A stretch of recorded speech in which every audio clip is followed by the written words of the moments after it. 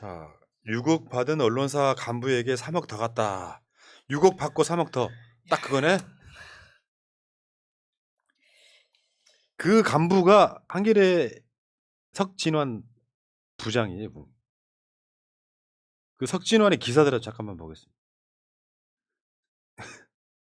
석진환이 썼던 거예요. 조국의 거대한 착각. 조국 장관 말하는 거예요. 조국 사태가 남긴 반면 교사들. 이거는 김정곤. 네. 그러니까 그 흐름을 주도했다는 거예요. 석진환이. 심지어 석진환은 한명숙 총리가 돈 받은 게 확실해 보인다고 기사를 썼던 놈이고, 또 하나가 뭐였었지?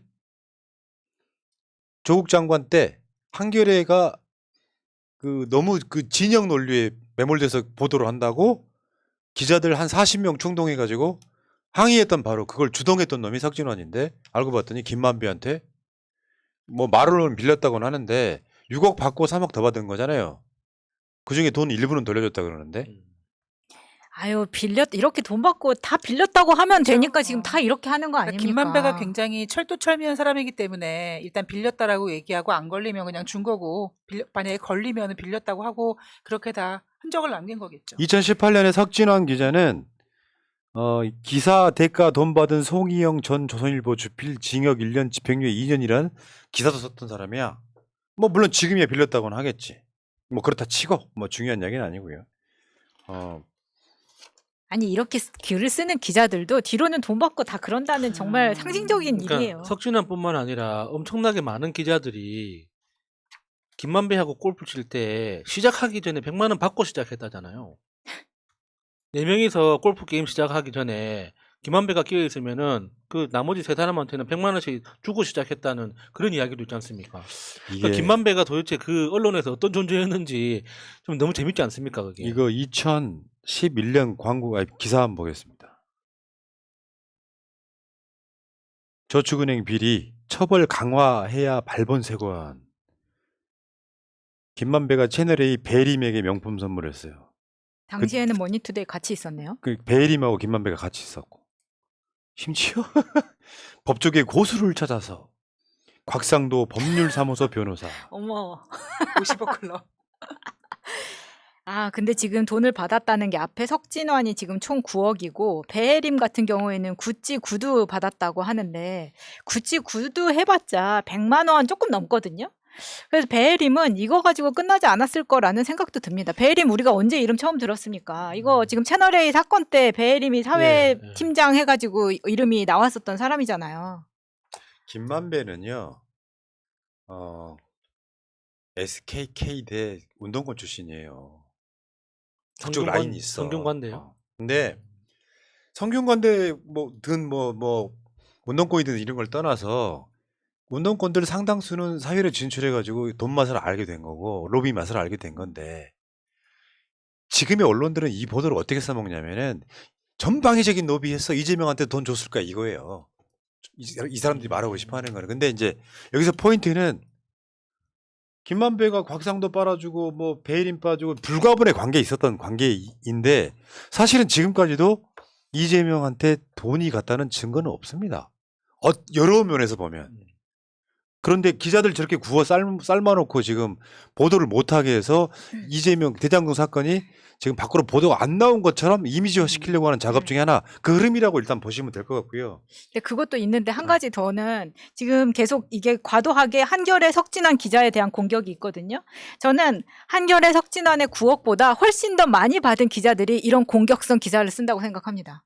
이거 지금 9억 가지고 받아가지고 이 정도 했을까요? 저는 조중동은 더 많이 줬을 거라고 생각이 드는 거예요. 한겨레가 이 정도 받았으면.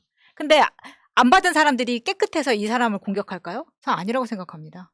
그 언론만 조용히 있고 법조계만 조용히 있으면은 내가 다 해먹는 것은 문제가 없어, 이런 걸 거고요. 다시 한번 보이시겠지만 여러분들 남욱이가 최근에 말을 바꾸긴 했습니다만, 우리가 트라이를 안 해봤겠어? CR도 안 먹혀 같은 이야기는 좀 다른 문제. 김만배도 똑같은 이야기를 했었잖아요. 이재명 빨갱이 같은 놈이라고. 하도 환수를 해가니까. 근데 알고 보면 기득권 카르텔들끼리, 심지어 한겨레 기자 지금 사퇴했다 그러죠 오늘. 그러니까 그런 것까지 엮여가지고 기득권들이 이재명 같은 사실 비주류였던 사람을 두들겨 패고 있는 그런 느낌이고요.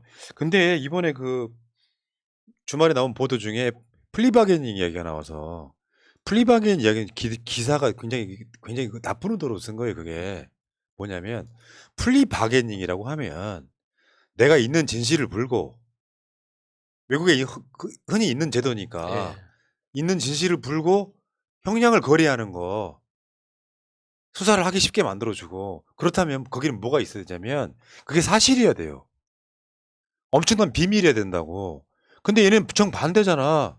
검찰이 준 소스를 갖고 남욱이나 유동규가 언론에 갖고 막 불어대잖아요. 진실이 아니라 언론 플레이잉으로. 예. 쪽대본처럼. 그럼 이게 플리바게닝이 되면 되냐고. 말이 안 되는 거지. 근데 플리바게닝의 원래 뜻은 그런 게 아니잖아요.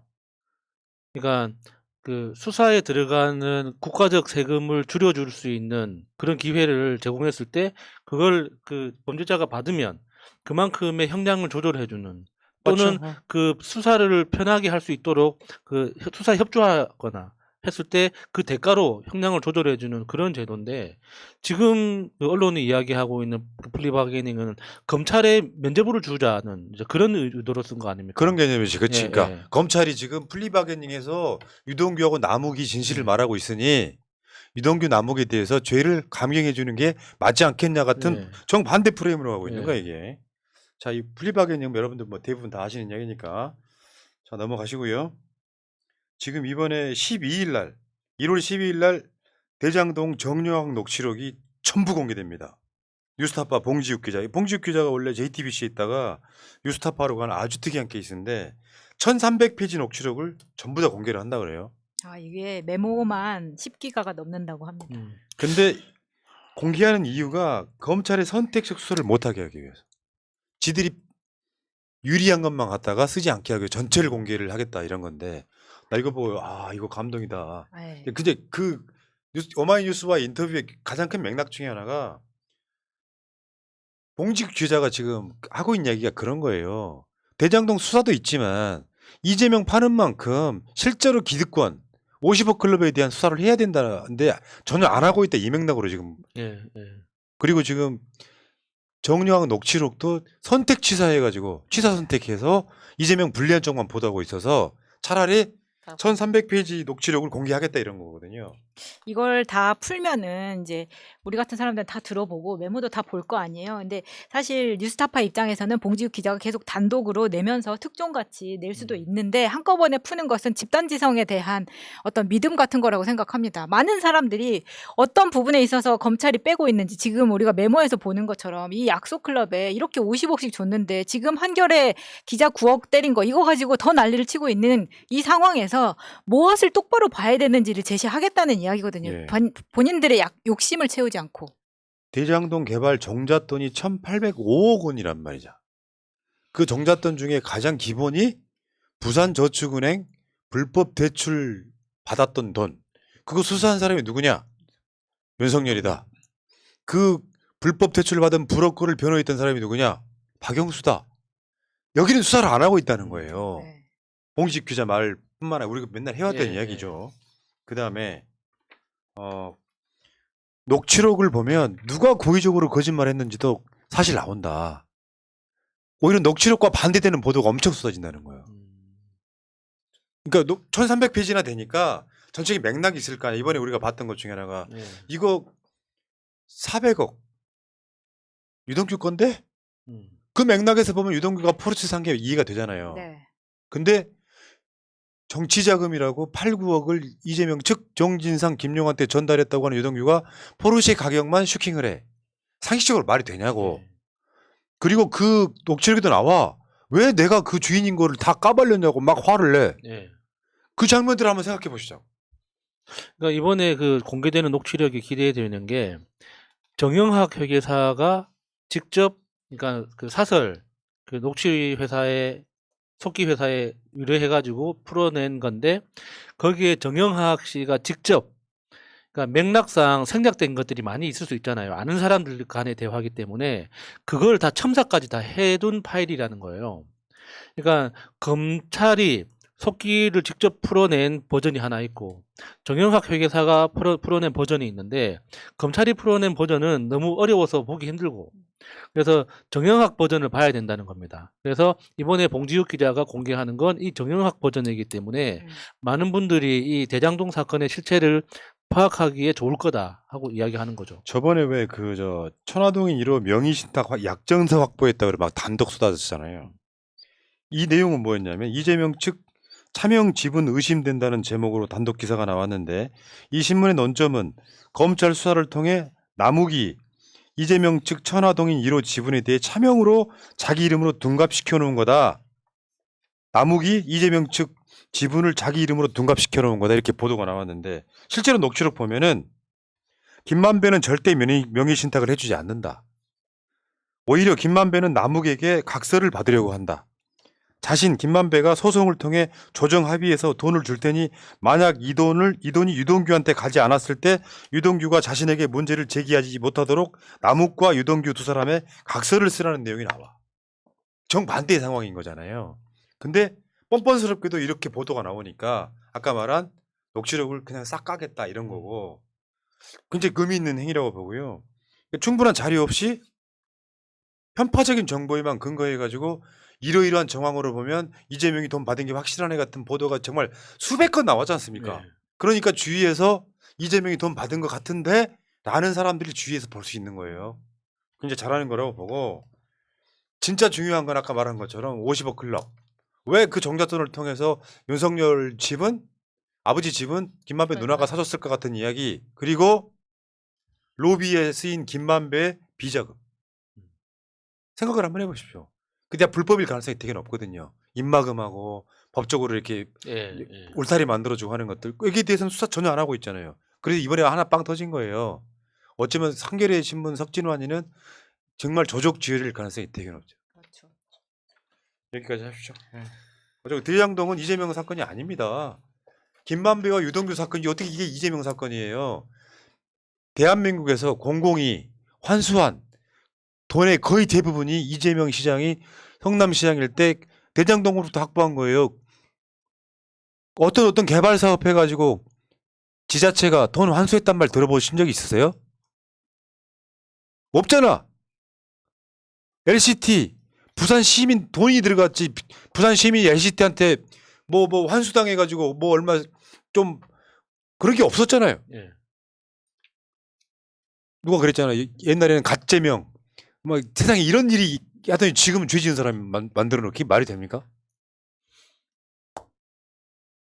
여러분 일단 이재명 대표가 화요일 날 오전 10시 반에 성남지청에 출석을 합니다. 여러분들은 뭐 차를 끌고 오시거나 대중교통 타고 오신다면 남한 산성 입구역 뭐 3번이나 4번 출구로 나오시면 될 건데 부지런하신 분들은 9시 전부터 나오실 거고 조금 멀리 사시는 분들은 9시 반 10시까지 오실 거고 그래서 어마어마한 숫자가 모여야만 그 지금 버러지 같은 놈들과 뭐 모여가지고 이재명을 구속하라는 놈들 소리를 묻어버릴 수도 있고 이재명 대표 입장에서는 정말 수만 명 나와 있을 때 본인이 국민들 믿고 저는 말도 안 되는 수사 받을 수 있을 거라고 생각하고 오늘 방송의 결론 민주당 화요일 이후에는 장애투쟁하십시오. 그 방법밖에 없어요 지금. 정말 김은희님께서 이런 얘기 해주셨네요. 이번에는 성남 대첩이라고. 10일날 맞습니다. 성남 대첩 한번 보여줘야겠네요. 여기까지 하시고 자 산을 물러갔다가 이따가 9시에 민주당 지도부 최고위원 2분 또 양문석 박사 이렇게 3분과 다시 오겠습니다. 이따 뵙겠습니다. 고맙습니다. 감사합니다.